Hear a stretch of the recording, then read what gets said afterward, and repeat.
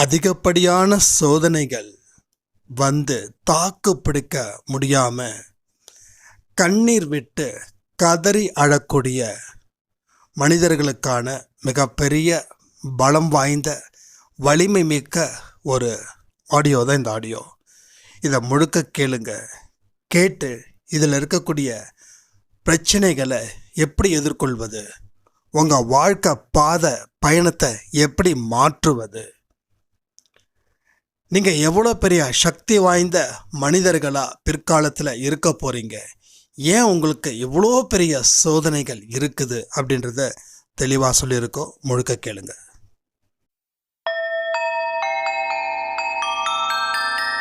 ஓம் சாயிரா சாயிரா, ஓம் சாயிரா சாயிரா, ஓம் சாயிரா சாயிரா, அன்பே சாயிரா, பேரன்பே சாயிரா, அகிலம் தளிக்க ஆத்மா விழிக்க அனுதினம் சாயிரா, எங்கள் அன்பே சாயிரா.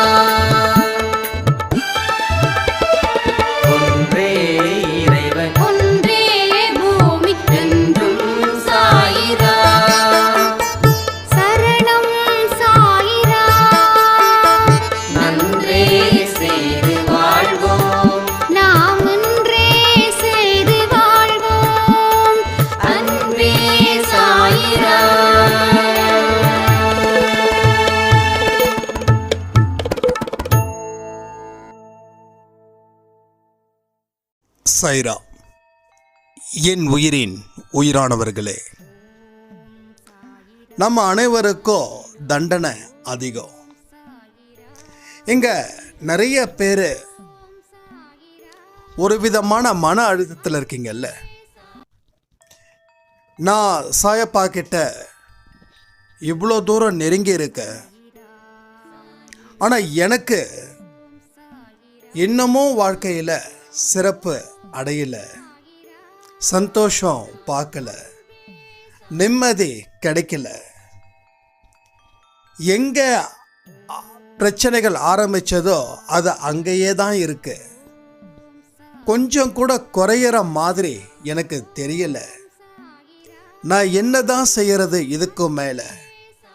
அழுதாச்சு, சண்டை போட்டாச்சு,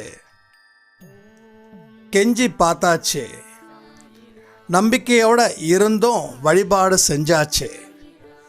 ஆனால் 1% கூட என்னோட பிரச்சனைகளை இருந்து நான் மீளவே இல்லை அப்படின்னு பல பேருக்கு ஒரு விதமான பயம், குழப்பம், கவலைகள் அதிகரிச்சுக்கிட்டே இருக்கு. இதை பற்றி இந்த ஆடியோவில் நாம் முழுக்க பேச போகிறோம். இந்த மனநிலையில் யாராவது இருந்தீங்கன்னா கமெண்ட் பண்ணுங்க. சாயப்பாவுடைய லீலைகள் அப்படின்னு ஒன்று இருக்கு, அதை பற்றியும் இதெல்லாம் செய்யறதால அவர் என்ன சொல்ல வராரு அப்படின்றத பற்றியும், வாழ்க்கையில் எப்படிப்பட்ட திருப்பங்கள் நமக்கு கிடைக்க போகுது அப்படின்றத பற்றியும் தான் இன்னைக்கு நம்ம ஆடியோவில் பார்க்க போகிறோம். இன்னைக்கு காலையில் கொடுத்த ஆடியோ, நேற்று நைட்டு கொடுத்த ஆடியோ ரொம்ப இம்பார்ட்டண்டான ஆடியோ அன்பேசாய் குடும்ப உறவுகளுக்கு. அதனால் அதை தயவு செய்து மிஸ் பண்ணாதீங்க. ரொம்ப ரொம்ப இம்பார்ட்டண்டான ஆடியோஸ் அதில் இருக்குது. மெசேஜஸ் நிறைய இருக்குது. ஒரு விஷயம், நாம் அத்தனை பேரும் புனிதமான ஆன்மாக்கள். யார் யாரெல்லாம் வாழ்க்கையில் கடவுளை தேடி இவரே என் கதி அப்படின்னு சொல்கிறாங்களோ அத்தனை பேருடைய ஆன்மாக்களும் புனிதமான ஆன்மாக்கள். இந்த புனிதமான ஆன்மாக்கள் இந்த பிறவியில தான் இந்த ஆன்மாவுக்கு புனிதம் கிடைச்சிருக்கு. இதற்கு முன்னாடி இந்த அளவுக்கு கிடைக்கல. இந்த பிறவியில தான் உங்களுக்கு உங்கள் ஆன்மாக்களை புனிதப்படுத்துவதற்கு உண்டான முயற்சிகளை நீங்கள் இறங்கியிருக்கீங்க. அதனால் இந்த உடலை கொடுத்ததுக்கும் இந்த மனதை கொடுத்ததுக்கோ இந்த எண்ணங்களை கொடுத்ததுக்கோ கடவுளுக்கு நன்றிகளை மனப்பூர்வமாக இந்த நொடி சொல்லுங்க. அன்பே சாயில சொல்லக்கூடிய எல்லா விஷயத்தையும் அப்பப்போ டக்கு டக்கு டக்கு டக்குன்னு செஞ்சிடுங்க. ஏன்னா ஒரு நிமிடம் கால தாமதம் ஏற்பட்டாலும் அது வாழ்க்கையையே மாற்றிடும். அதனால தான் நான் சொல்கிறேன், இது எல்லாமே தெய்வத்தோட வாக்கே தவிர சந்தோஷ் அப்படின்ற தனிப்பட்ட மனுஷனுடைய வாக்கு அப்படின்றது எதுவுமே இல்லை. கடவுளோட குழந்தைகள் நாம் அனைவரும். அதனால் நமக்கு தண்டனைகளும் சோதனைகளும் உச்சத்தில் தான் இருக்கும். அதை மனப்பூர்வமாக நம்ம ஏற்றுக்கிட்டாதான் நம்மளோட பொழப்பு இனி நல்லபடியாக நடக்கும். கஷ்டப்பட்டு உழைக்கிறவங்க வாழ்க்கையில் நிம்மதியாக இருக்காங்க. கொள்ளை அடித்து பணம் சம்பாதிக்கிறவங்க வாழ்க்கையில் பயந்து பயந்து வாழ்ந்துக்கிட்டு இருக்காங்க. அப்போ நம்மளும் கடுமையான சோதனைகளுக்கு நாம் இங்கே உட்படுத்தியே ஆகுறாங்க கடவுள். நாம் எந்த அளவுக்கு இந்த வலியை தாங்குகிறோம், எந்த அளவுக்கு தாங்கலை, ஐயோ அம்மா அப்படின்னு சொல்லி கடவுளை விட்டு ஓடுறோமா, இல்லை இந்த வலியை தாங்கிக்க நாம் மனசில் ஒரு வைராக்கியத்தை விதைச்சிருக்கோமா? பட்டை தீட்டினாதான் வைரம், செதுக்கினாதான் சிலை. இது எல்லாமே அடி மேலே அடி விழுந்ததால தான் மிகப்பெரிய மதிப்புள்ள மனிதர்களா, மதிப்புள்ள பொருளா, மதிப்புள்ள ஒரு விஷயமா பார்க்கப்படுது. அப்போ நம்ம வாழ்க்கையிலையும் பல சோதனைகளை நம்ம அனுபவிக்க வேண்டிய கட்டாயத்தில் நாம் இருக்கோம். இது ரொம்ப இம்பார்ட்டண்டான வார்த்தை. நீங்கள் சோதனையை அனுபவிக்கிறீங்க, கஷ்டத்தை அனுபவிக்கிறீங்கன்னா, நான் இப்போ கடுமையான சோதனையை அனுபவிச்சே ஆகணுன்ற ஒரு கட்டாயத்தில் இருக்க, நான் அதை அனுபவிக்கிறேன். அதை அனுபவிக்கக்கூடிய மனப்பக்குவத்தை சாய்ப்பாவே நீ எனக்கு கொடு. என் கஷ்டத்தை போக்குன்னு சொல்லாதீங்க. கஷ்டத்தை போக்கிட்டா நீங்கள் தெய்வத்துக்கிட்ட நிற்க மாட்டீங்க, உங்கள் ஆன்மா புனிதமாக்கப்படாது. என்னைக்கு கஷ்டம்னு வந்தீங்களோ அன்னைக்கு தான் வாழ்க்கை பற்றியோ வழி பற்றியோ வெற்றியை பற்றியோ உங்களுக்கு தெரிய ஆரம்பிச்சது. மரத்தோட அருமை யாருக்கு தெரியும்? வெயிலில் நடையா நடந்து அப்படி ஒரு பெரிய மரத்துக்கு அடியில் ஒதுங்குறாங்கல்ல, அவங்களுக்கு தான் தெரியும். மரத்துக்கு அடியிலே இருக்கிறவங்களுக்கு மரம் ஒரு பெரிய விஷயமா தெரியாது. ஆமாம் மரம், ஆமாம் நிழல், ஆமாம் காத்தடிக்குது, இந்த ஒரு வார்த்தையை தாண்டி வேற எதை பற்றி நினைக்க மாட்டாங்க. ஏன்னா வெயிலில் வெயிலில் இருக்கிறவனுடைய கஷ்டம் அவனுக்கு தான் தெரியும், இவனுக்கு தெரியாது. அப்போ மரத்துக்கு நிழலில் வந்துட்டானா அப்போ தெரியும், அப்பா எவ்வளோ பெரிய வெயிலில் இருந்து இந்த மரம் என்னை காப்பாத்துச்சு. அதே தான் இங்கேயோ. உனக்கு கஷ்டம் வந்தாதான் நீ என்னை தேடுற, கஷ்டம் வரலன்னா என்னை தேடி இருக்க மாட்டேன். வெயில் அதிகமாக இருந்தால் தான் மரத்துக்கு நிழலில் நீ ஒதுங்குற. அக்னி நட்சத்திரத்தில் அடிக்கிற வெயிலில் சென்னையில் ஒரு 4-5 சிக்னல் தாண்டி போகிறதுக்குள்ள உடம்பெல்லாம் வேர்க்கும். அது ஒரு என்ன சொல்கிறது, அது ஒரு ஒரு மிகப்பெரிய மோசமான காலங்கள். இப்போ கொஞ்சம் பரவாயில்லையா இருக்கு. ஒரு 4 இயர்ஸ்க்கு முன்னாடிலாம் அடித்த வெயிலுக்கு கொஞ்சம் முடியவே இல்லை. அப்போது இந்த வாட்டர்மெலன், தர்பூசணி இதெல்லாம் தேடி நம்ம ஓடுவோம். அது மரத்துக்கு நிழலில் நல்ல சில்லுன்னு பானையில் தண்ணி போட்டு அது கொஞ்சம் மிக்ஸ் பண்ணி கொடுப்பாங்க. அது குடிக்கும்போது அவ்வளோ சுகமாக இருக்கும். ஆனால் மழை காலத்தில் நம்ம அதை நோக்கி போவோமா? போக மாட்டோம். அப்போ கஷ்டம் வந்ததால் நீ என்னை தேடுற, என்னை தேடினதால வாழ்க்கையில் நீ கற்றுக்க வேண்டியதை அத்தனையும் கற்றுக்கிற, நீ பண்ண பாவத்தையும் புரிஞ்சுக்கிற. இனி பாவத்தை மேலும் மேலும் செஞ்சால் துன்பம் அதிகரிக்கும் அப்படின்ற ஒரு விஷயத்தையும் நான் உனக்கு புரிய வைக்கிறேன். எப்போ? நீ கஷ்டமாக இருக்கும்போது. ஏன்னா நீ இத்தனை நாள் என்கிட்ட அகப்படவே இல்லை, இப்போ நீயா வந்திருக்க. ஏன்னா உனக்கு அளவுக்கு மீறி பிரச்சனை. நல்லா இருக்கிறவங்கிட்ட, நல்ல செல்வ செழிப்போட புகழோடு இருக்கிறவங்க கிட்ட எதுக்குப்பா இவரை இவ்வளோ கஷ்டப்படுத்துற அப்படின்னா, அவங்க அந்த கஷ்டத்தை நம்ம சொன்ன உடனே அதை அக்செப்ட் பண்ணி அந்த மனுஷனை கஷ்டத்துலேருந்து விடுவிச்சிருவாங்களா என்ன? ஏன்னா அவங்களுக்கு அந்த வழி தெரியாது. அப்போ எந்த மனுஷன் இன்னொரு மனுஷனை போட்டு சிதைச்சானோ, அவனை போட்டு கொடுமைப்படுத்தினானோ, அவனை அடித்தானோ, உதைச்சானோ, அவனோட பேரை கேவலமாக சித்தரிச்சானோ, அவனுக்கு அப்படிப்பட்ட ஒரு சூழ்நிலை நடக்கும்போது தான் அவன் அந்த வலியை உணர்றான். ஆக மொத்தம் நாம் அத்தனை பேரும் அந்த வலியை உணர்ந்திருக்கோன்னா நாம் பட்ட வலி அப்படிப்பட்டது. உங்களுக்கு ஒருவேளை கஷ்டமே இல்லை, சோதனைகளே இல்லை அப்படின்னா நீங்கள் என்ன பண்ணியிருப்பீங்க? உங்கள் வாழ்க்கையில் தொடர்ந்து நீங்கள் துன்பங்களை மக்களுக்கு கொடுத்துக்கிட்டே இருப்பீங்க. அப்போ துன்பங்கள் அவங்களுக்கு கொடுக்கும்போது உங்களோட பாவங்கள் பெருகுது. அப்போ பாவங்கள் பெருகக்கூடாதுன்றதுக்காக தான் உங்களுக்கு துன்பங்கள் கிடைக்குது. அந்த துன்பத்தில் கற்றுக்கிட்ட பாடம், இனி எந்த மனுஷனையும் போட்டு நம்ம வதைக்கக்கூடாது. புரியுதா உங்களுக்கு? அப்போ இந்த மாதிரியான விஷயத்தை நம்ம நினச்சி பார்த்துட்டா, கஷ்டம் நான் ஏற்றுக்கிறேன், துன்பம் நான் ஏற்றுக்கிறேன். என் வாழ்க்கையில் ஒரு இன்ச்சை கூட என்னால் சந்தோஷமாக வர முடியல அப்படின்னு கேட்குறீங்க இல்லையா? இப்போ அதுக்கு நான் பதில் கொடுக்குறேன். நல்ல கவனமாக கேளுங்க. இந்த பகுதி உங்களுக்கானது. ஏன்னா இது வரைக்கும் உங்களோட கரண்ட் சூழ்நிலையை பற்றி நான் பேசினேன்.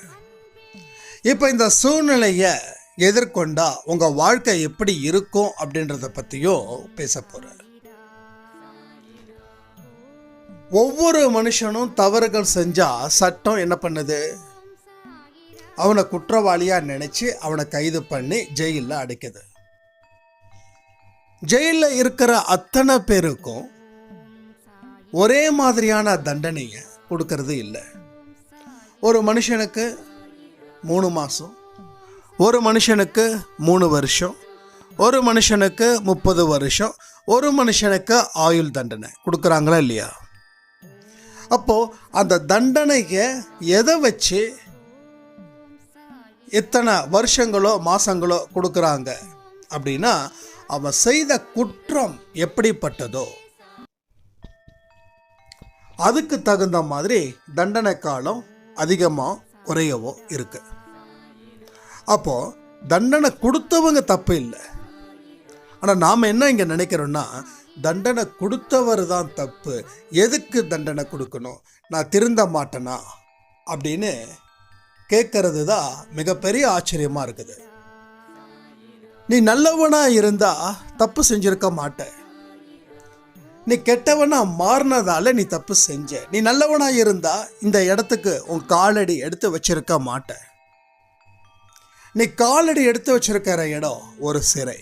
அப்போது நீ என்ன பண்ணியிருக்க அப்படின்னா, நீ கெட்டவனாக இருந்ததால் மற்றவனுக்கு நீ ஒரு பயத்தை கொடுத்த, மற்றவனை நீ அடிச்ச, உதைச்ச, அவன் வாழ்க்கையை அழிச்ச. அப்போ உனக்கு எப்படிப்பட்ட தண்டனையை கொடுக்கணுமோ அதுக்கு தான் சட்டம் தெரிந்த நீதிபதிகள், வக்கீல், போலீஸ் இவங்கெல்லாம் இருக்காங்க. நம்ம சட்டம் என்ன சொல்லுதுன்னா, கொலைக்கு இத்தனை வருஷம், அந்த கொலை செய்வதற்குண்டான மோட்டிவ் என்ன, இதை எல்லாமே கன்சிடர் பண்ணி அவங்களுக்கு தண்டனை கொடுக்குறாங்க.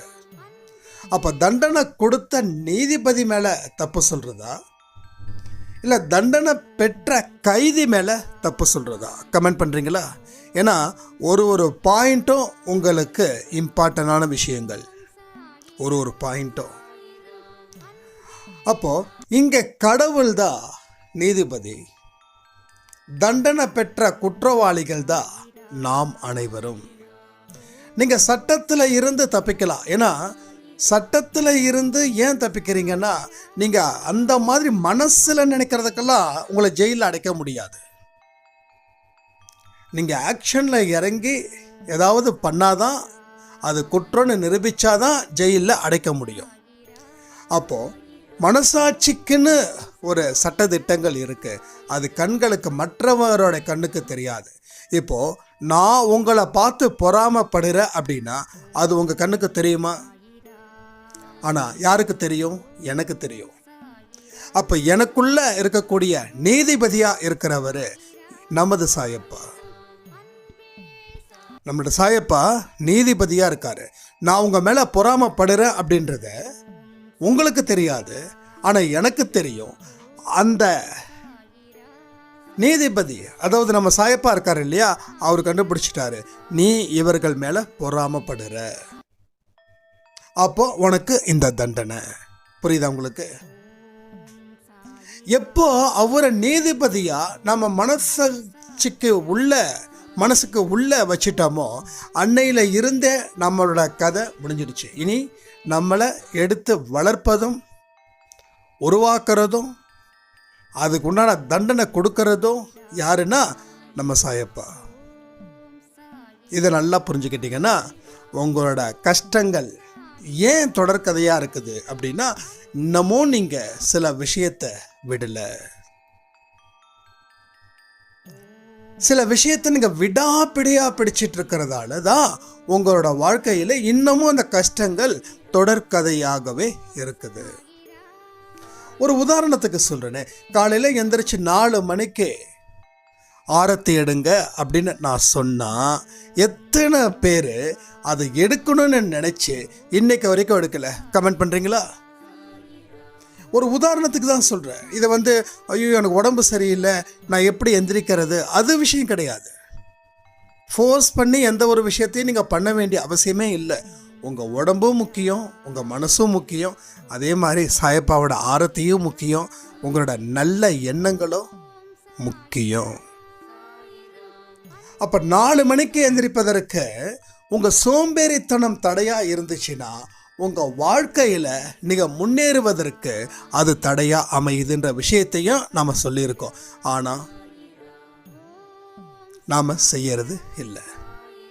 பட் சோம்பேறித்தனம் அப்படின்றது உள்ளே வந்துடுச்சுனாவே உங்களை அழிக்க வந்த ஒரு விஷக்கிருமே. ஒரு மனுஷன் நல்லா சம்பாதிக்கிறான் அப்படின்னா சோம்பேறியால் நிச்சயமாக சம்பாதிக்க முடியாது. இது எத்தனை பேர் ஒத்துக்கிறீங்க? அப்போது சுறுசுறுப்பாக இருக்கக்கூடிய மனுஷன் மட்டும்தான் உழைக்க முடியும், சம்பாதிக்க முடியும், அவன் குடும்பத்தை வறுமையில் இருந்து காப்பாற்ற முடியும். உழைக்கிறவனுக்கு நோய் இல்லை, உழைக்காதவனுக்கு தான் நோய். இன்றைக்கி காலையில் 12 மணி ஆடியோவில் நம்ம இதை பற்றி பேசியிருக்கோம். பகல் தூக்கம் தூங்குகிறவர்களுக்கு நோய்கள் வரும், பகல் தூக்கம் தூங்குகிறவர்கள் சோம்பேறிகள். எக்ஸ்பர்ட் இதில் யார் விதிவிலக்கு அப்படின்னா, உடம்பு சரியில்லாமல் இருப்பவர்களுக்கு இது மிகப்பெரிய விதிவிலக்கு. ஆனால் உடம்பு சரியில்லைன்னு நினைக்கிறவங்க கூட கொஞ்சம் மனசை லைட்டாக டியூன் பண்ணிட்டாங்கன்னா நீங்கள் சீக்கிரமாக இந்த நோயில் இருந்து மீண்டு வந்துடலாம். நீங்கள் பெட்டிலே படுத்து இந்த நோயை உருவாக்கணும்னு நினைக்கிறீங்களா, இதை வளர்க்கணும்னு நினைக்கிறீங்களா, இல்லை இதை அழித்து நல்லபடியாக நடமாடணும்னு நினைக்கிறீங்களா? திரும்ப சொல்கிறேன், அன்பே சாய் குடும்பன்றது என்னுடைய குடும்பம்.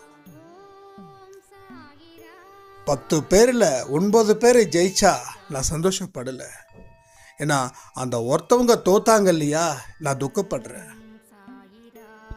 10 பேருக்கு 10 பேரும் ஜெயிச்சாதான் நான் இங்கே சந்தோஷப்படுவேன். சீரியஸாக சொல்கிறேன். இதை நீங்கள் எப்படி நினச்சிக்கிட்டாலும் அதை பற்றி எனக்கு கவலை இல்லை. என் மனசில் இருக்கக்கூடிய விஷயத்தை தான் நான் இங்கே சொல்கிறேன். ஒன்றும் இல்லை, நீங்கள் டிவி வச்சுருக்கீங்க, டிவியில் பல சேனல்ஸ் இருக்குது. அதில் நியூஸ் சேனல் ஒன்று இருக்குது, பாட்டு சேனல் ஒன்று இருக்குது, சீரியலுக்குன்னு ஒரு சேனல்ஸ் இருக்குது. இன்னும் சாயப்பாவுக்குன்னு ஒரு தனி சேனல் கொடுத்துருக்காங்க. இன்னும் ஏதோ நல்ல விஷயத்துக்கும் சில சேனல்ஸ் இருக்குது.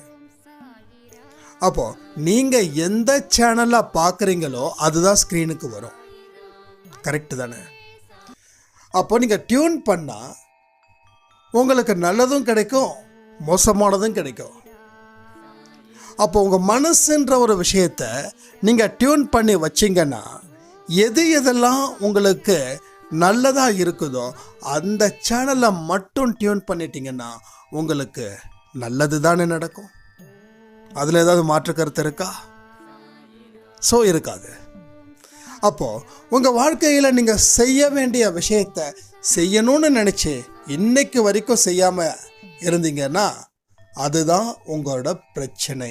கஷ்டங்கள் ஏன் தொடர்கதையாக இருக்குதுன்னா விட வேண்டியதை நீ இப்போ வரைக்கும் விடலை, அதை நீ இறுக்கி பிடிச்சிருக்க. நீ அதை இறுக்கி பிடிக்க பிடிக்க அது உன்னோட கழுத்தை இறுக்கி பிடிக்குது. பாவங்கள் என்ன பண்ணும்? தட்டி கொடுக்குமா? தட்டி கொடுக்குற மாதிரி தட்டி கொடுக்கும். இந்த பாவத்தில் நீ எவ்வளோ சந்தோஷம் அடைஞ்சிருக்க, எவ்வளோ இப்போதான் நீ நல்லா வாழுற அப்படின்னு சொல்லும். எந்த கை உங்கள் தோலை தட்டி கொடுத்ததோ அதே கை கொஞ்சம் மேலே வந்தால் என்ன இருக்கு? கழுத்து இருக்கு. அந்த கழுத்தை என்ன பண்ணும்? இறுக்கி பிடிக்கும். இறுக்கி பிடிச்சா சந்தோஷமாக இருக்க முடியுமா? யோசிச்சு பாருங்க. துடிச்சிடுவீங்க, துடியா துடிப்பீங்க. இதையெல்லாம் ஒரு இமேஜ் பண்ணி பாருங்க. ஏன்னா பாவம் செய்ய பயப்படணும். பாவம் செஞ்சு வரக்கூடிய சந்தோஷத்தை நான் எவ்வளோ பெரிய அறிவாளின்னு நம்ம காட்டிக்க முயற்சி பண்ணுறோம். இது அறிவாளிக்கு உண்டான விஷயம் கிடையாது. இது சீக்கிரமாக பொத்துன்னு விட போகிறேன்னு ஒரு இன்டைரக்டான மெசேஜ் தான் இது. ஜெயிக்கிறதெல்லாம்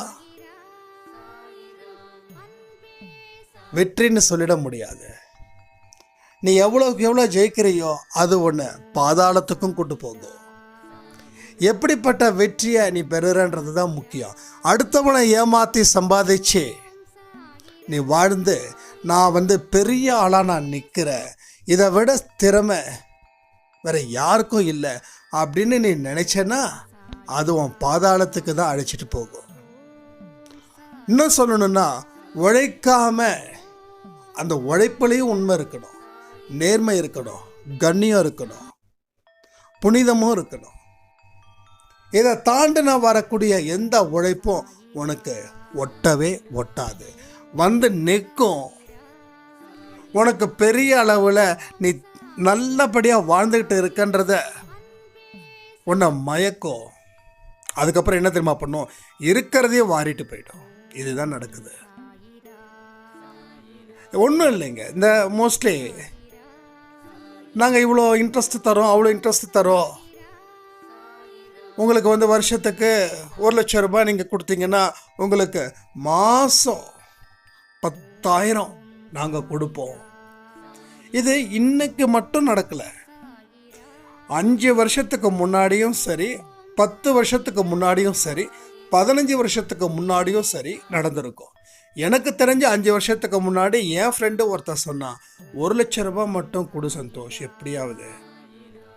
சொன்னேன், டே நான் 1,00,000 இருந்தால் நான் ஏன்டா இப்படி இருக்க அப்படின்னு. இல்லை மச்சி, நீ எத்தனையோ பேர்கிட்ட கடன் வாங்குற வட்டிக்குன்னு சொல்லி என்னை புகழ்ந்து பேசினான். அவன் சொன்ன உடனே எனக்கு அப்படியே கேவலமாக இருந்தது. வட்டிக்கு வாங்குறது ஊர் பூரா தெரிஞ்சிருச்சு அப்படின்னு. அந்த வட்டிக்கு நீ வாங்குற இல்லை, வாங்கி அதை என்கிட்ட கொடு. உனக்கு ஒவ்வொரு மாதமும் நான் 10,000 கொடுக்குறேன். இது ஒரு பெரிய ஒரு டீம். இந்த டீம் வேறு யாருக்கும் நாங்கள் சொல்லலை, முக்கியமானவங்களுக்கு மட்டும்தான் சொல்கிறோம். அந்த முக்கியமானவனில் நீயும் ஒருத்த. எனக்கு ஒன்றுமே புரியல, நான் முக்கியமானவனா இவனுக்கா அப்படின்னு. ஏன்னா இது ஏன் சொல்கிறேன்னா, நம்ம டியரஸ்ட் ஃப்ரெண்ட்ஸா அப்படின்னு இல்லை, சும்மா அப்படியே ஜாலியாக ஃப்ரெண்டாக அப்படியே அப்படிப்பட்ட ஆட்கள் இவங்கெல்லாம். இவனுக்கு நான் எப்போ முக்கியமான அப்படின்னு எனக்குள்ள கேள்வி கேட்டுட்டேன். எனக்கு அந்த விருப்பமும் இல்லை. நம்ம உழைச்சி சம்பாதிச்சாவே நிற்க மாட்டேங்குது. இப்போ இவங்கிட்ட வந்து 1,00,000 ரூபாயை வட்டிக்கு வாங்கி கொடுத்து அது பேராசை என்ன சொல்லுவாங்க, fill in the blanks நிரப்புறீங்களா? பேராசை பெரும் நஷ்டம். அந்த நஷ்டத்தை நான் அடைய விரும்பலை, ஏற்கனவே நான் கஜானா காலி, திவாலாகிற மாதிரி நான் இருக்கேன் அப்படின்னு நினச்சிக்கிட்டு விட்டுட்டேன். மறுபடியும் ஓயாமல் ஃபோன், நீ 1,00,000 ரூபாய் இல்லை நான் வேணா உனக்கு கடன் வாங்கி தரட்டுமா, நீ டாக்குமெண்ட் மட்டும் கொடுக்குறியா, நான் அரேஞ்ச் பண்ணட்டுமா. அப்போ விடாமல் இவன் ஏன் துரத்துறான்? அப்போ நான் அவன்கிட்ட ஒரு கேள்வி கேட்டேன், நீ எவ்வளோ போட்டிருக்க அப்படின்னா, நான் 5 லட்சம் போட்டிருக்கேன்னா. சரி, அந்த 1,00,000 நீ எனக்கு வாங்கி தரதுக்கு பதிலாக நீயே போட்டுக்கோய அப்படின்னதுக்கு, இல்லை போதும், எனக்கு இதுக்கு மேலே நான் இன்வெஸ்ட்மெண்ட் பண்ண விரும்பலை அப்படின்னா. அப்போது தனக்கு லாபம் பார்க்குறவன் எப்படி அடுத்தவனுக்கு லாபம் பார்க்க உதவுவான்? அது நமக்கு புரியணுமா இல்லையா? 1,00,000க்கு 10,000 வருதுன்னா அவன் எதுக்கு அந்த ஆஃபரை எனக்கு கொடுக்கணும்? அது அவனே சேர்த்து போட்டுக்கலாமே. இந்த மாதிரி யோசிச்சு, இது கண்டிப்பாக இது வந்து ஒரு பெரிய ஃபேக்கு, ஒரு பெரிய ஃப்ராட்லன்னா நடக்குது. என்றைக்கா இருந்தாலும் ஃபஸ்ட்டு 2-3 மாதம் வரும். 1,00,000 போட்டிங்கன்னா 5 மாதம் வரும், 50,000 வரும். நீங்கள் கொடுக்குறதே திருப்பி கொடுத்துட்ருப்பாங்க.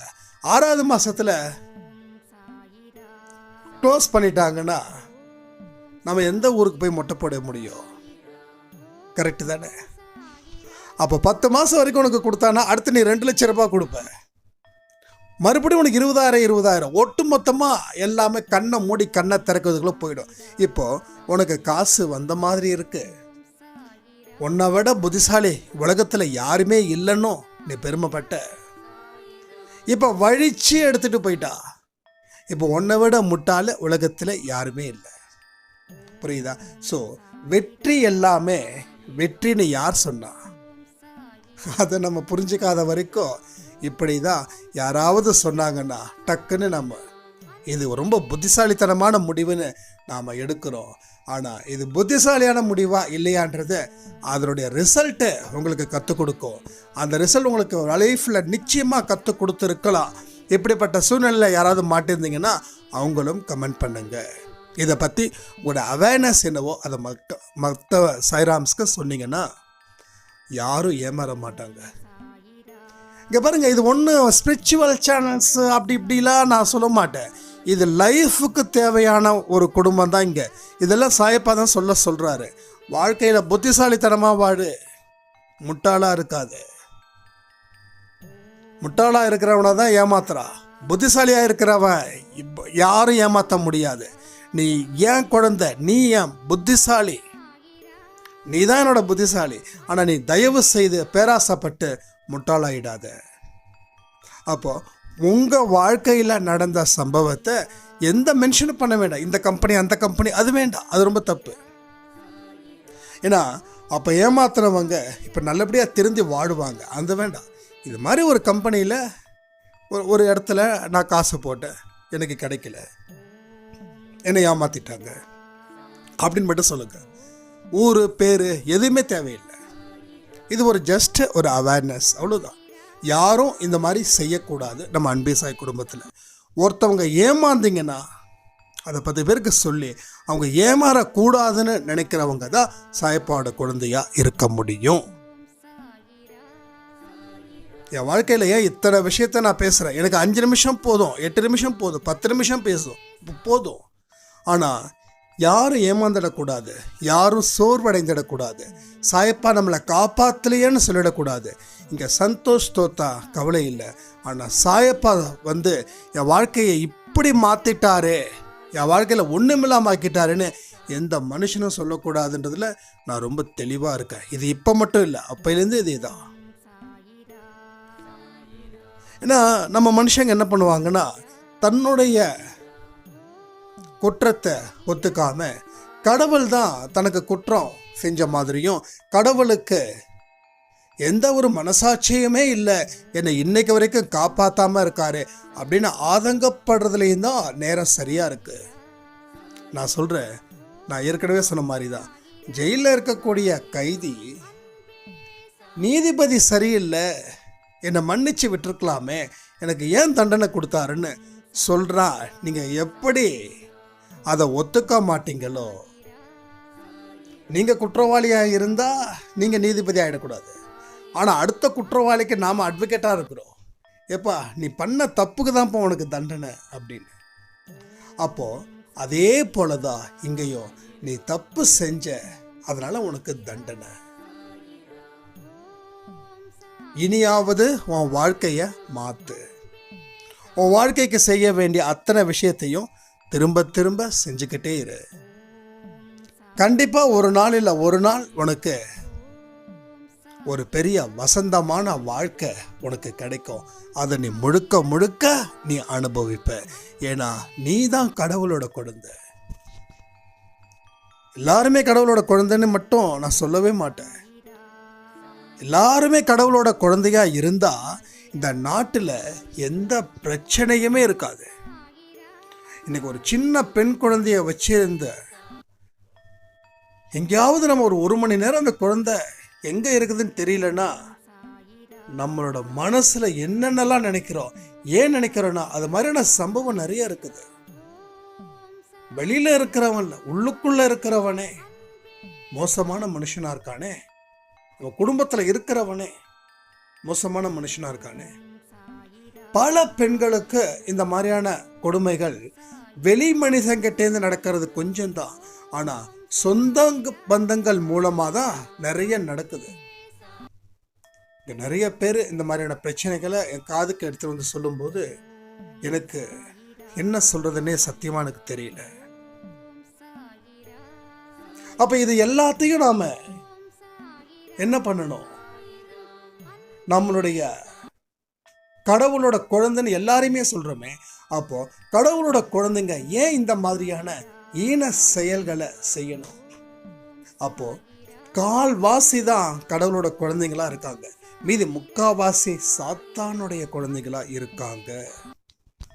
அப்போ உங்களோட வாழ்க்கையையும் உங்க குடும்பத்தையும் காப்பாற்றணும்னா கடவுளோட பவர் உங்ககிட்ட இருக்கணும். அலாவுதீனும் அற்புத விளக்கும் அப்படின்ற மாதிரி ஒரு பவர் உங்ககிட்ட இருந்துடுச்சுன்னா கெட்ட சக்தி, கெட்ட விஷயங்கள் உங்க வாழ்க்கையில உங்களுக்கும் உங்க குடும்பத்துல இருக்கிறவங்களுக்கும் வரவே வராது. அப்போ கடவுளோட நெருக்கம் அதிகரிச்சா மட்டும் பத்தாது. உங்க மனசுல இருக்கக்கூடிய எண்ணங்களை புனிதப்படுத்தணும்.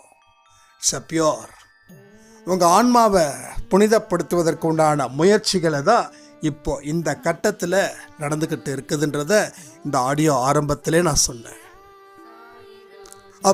அப்போ ஏகப்பட்ட சேதாரங்கள் நிச்சயமா இருக்கும். ஆனால் இந்த வழியை பொறுத்துக்கிட்டா மட்டும்தான் உங்களையும் உங்க குடும்பத்தையும் காப்பாற்ற முடியும். இதில் யாருக்காவது இது வரைக்கும் பேசுகிற வரைக்கும் எந்த சந்தேகம் இருந்தாலும் சரி, நீங்கள் கமெண்ட் பண்ணுங்க. ஸோ பெரிய அற்புதங்கள் நடக்கணுன்றது அத்தனை பேருக்கு விருப்பம். ஆனால் வழியை அனுபவிச்சா மட்டும்தான் வழி பிறக்கும். சும்மா ஒரு இன்டலெக்சுவல் நம்ம பேசிட்டு போயிட்டே இருக்கலாம். அது இது பிரபஞ்சம் 4 மணிக்கு சக்தி ஓசோன் இது அது இதெல்லாம் நமக்கு தேவையா? அது என்னமோ இருக்கட்டும். அது ஒரு எம்ஃபில் படிக்கிறவங்க படிப்பாக வச்சுக்கலாம். நாம் சின்ன குழந்தைங்க, எல்கேஜி யூகேஜி தான். என்கிட்ட சில சைராம் ஒரு சில வீடியோஸ்லாம் அனுப்பி, அண்ணா இதில் இவங்க இந்த மாதிரி அமானுஷ்ய சக்திகள்லாம் இருக்குது, இதெல்லாம் நீங்கள் செஞ்சீங்கன்னா உங்கள் வாழ்க்கை எங்கேயோ போயிடுன்னு சொல்கிறாங்களே, இதை நம்பலாமா அப்படின்னு கேட்டாங்க. நான் திருப்பி ஒரே பதில் சொன்னேன். அமானுஷ்ய சக்தி இருக்குதுன்னு அவங்க சொல்கிறாங்க அப்படின்னா அந்த அமானுஷ்ய சக்தி ஏன் அவங்களுக்கு ஏற்படலை? ஏற்பட்டால் அவங்க ஏங்க உட்காந்துருக்கணும்? இந்நேரம் பறந்துருக்கணும்ல. புரியுதா உங்களுக்கு? அதாவது இதை செஞ்சா குபேரன் வருவார், இதை செஞ்சா அது நடக்கும் அப்படின்னா அவர் ஏன் உட்காந்து இந்த மாதிரியான விஷயத்த பேசிக்கிட்டு இருக்கணும்? இப்ப நம்ம என்ன பேசுறோம், நம்ம என்ன செய்யறோம்?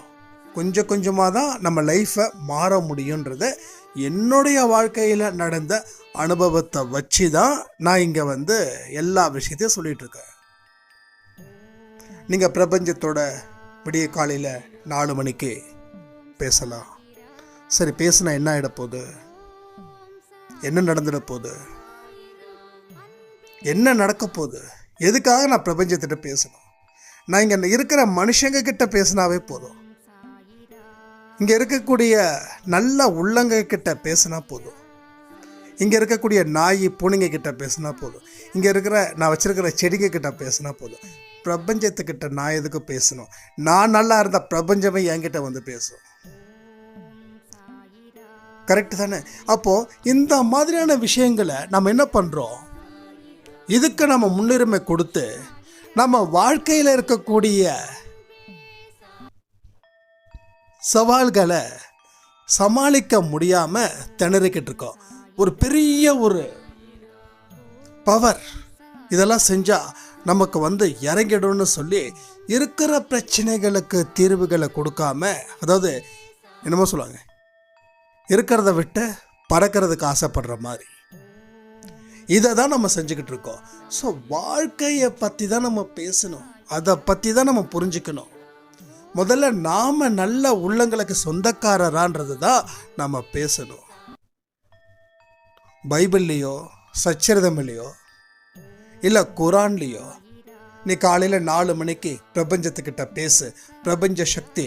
இப்போ அது பெரிய ஒரு மெசேஜாக வருது. இப்போது அதிகாலை 4 மணிக்கு எழுந்திருத்தால் நீங்கள் பிரபஞ்சத்துக்கிட்ட பேசலாம். பிரபஞ்சம்னு ஒன்று இருக்கு, அது இல்லைன்னா எதுவுமே இல்லை. பேசி என்ன ஆக போகுது? அப்போ பேசுனா இதெல்லாம் நடக்கும்னு சொல்கிறாங்களே, அப்போ நம்மக்கிட்ட சொல்கிறவங்க இல்லை அந்த விஷயத்தை பற்றி பேசுகிறவங்க பேசி அவங்க அடுத்த கட்டத்துக்கு ஏன் நகராமல் இருக்காங்கன்னா அதுதான் விஷயம். வாழ்க்கையை பற்றி புரிஞ்சு வாழ்க்கைக்கு தேவையானதை பற்றி மட்டும் பேசுங்க. தேவையான பக்கங்களை தான் படிக்கணும். தேவையில்லாத பக்கங்களை படிக்கிறதால குழப்பங்கள் மட்டும்தான் வரும். நீங்கள் மற்ற சேனலை பார்க்க வேண்டாம்னு சொல்லலை, என்ன பார்க்கணுன்றதை நீங்கள் யோசித்து முடிவு பண்ணுங்கன்ற.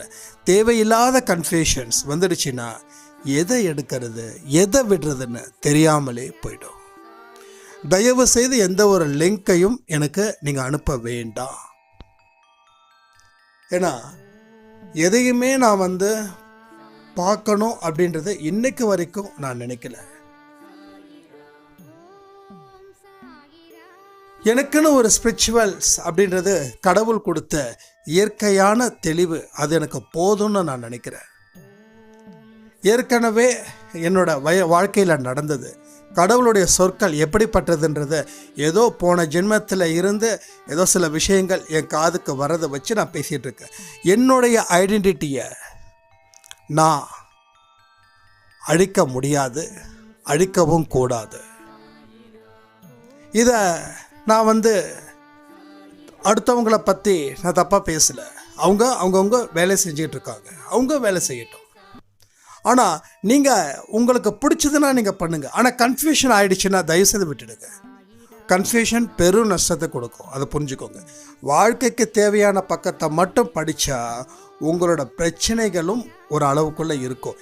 இல்லைன்னா இதில் பாதி அதில் பாதி அங்கே பாதி இங்கே பாதி எல்லா இடத்துலையும் பாதி பாதி ஆக்கிட்டிங்கன்னா எதையுமே முழுமை அடையாமல் உங்கள் வாழ்க்கையும் முடிஞ்சு போயிடுச்சுன்னா யார் பொறுப்பாக முடியும்? உங்கள் வாழ்க்கைக்கே யார் பொறுப்பு? நீங்கள் தான் பொறுப்பு. பொறுப்பான வாழ்க்கையை சரியான முறையில் ஹேண்டில் பண்ணிட்டா உங்களை அசைக்க யாராலையும் முடியாது. உங்கள் வாழ்க்கையை யாரும் அழிக்கிறதுக்காக வரலை. அழிக்க வரவங்க ஒரு நல்ல அனுபவத்தை கொடுத்து உங்கள் பாவத்தை போக்கி உங்களை தூய்மைப்படுத்துவதற்காகவே வந்திருக்கக்கூடிய மகான்கள்.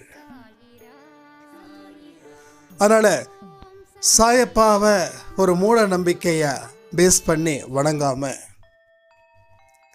அவர் நம்ம வீட்டில் இருக்கக்கூடிய ஒரு அப்பாவா, ஒரு அம்மாவா, ஒரு குருவா, ஒரு நண்பனா நினச்சி நீங்கள் வழிபாடுகள் செஞ்சாலும் சரி, இல்லை அவர்கிட்ட பேசுகிறாலும் சரி, இல்லை பிரார்த்தனைகள் செஞ்சாலும் சரி, ஆனால் உங்கள் வாழ்க்கையில் எவ்வளோ துன்பங்கள் வந்தாலும் சரி, அந்த துன்பத்தை மறந்து அவரோட கரத்தை பிடிச்சு என்னை அழைச்சிட்டு போ, எங்கே வேணாலும் அழைச்சிட்டு போ.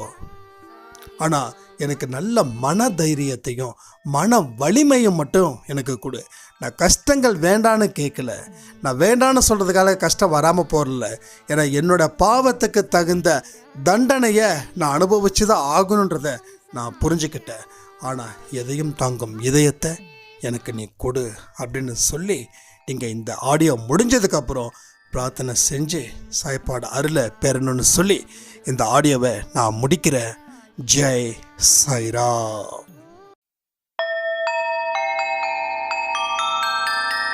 ஓம் சாயிராம்.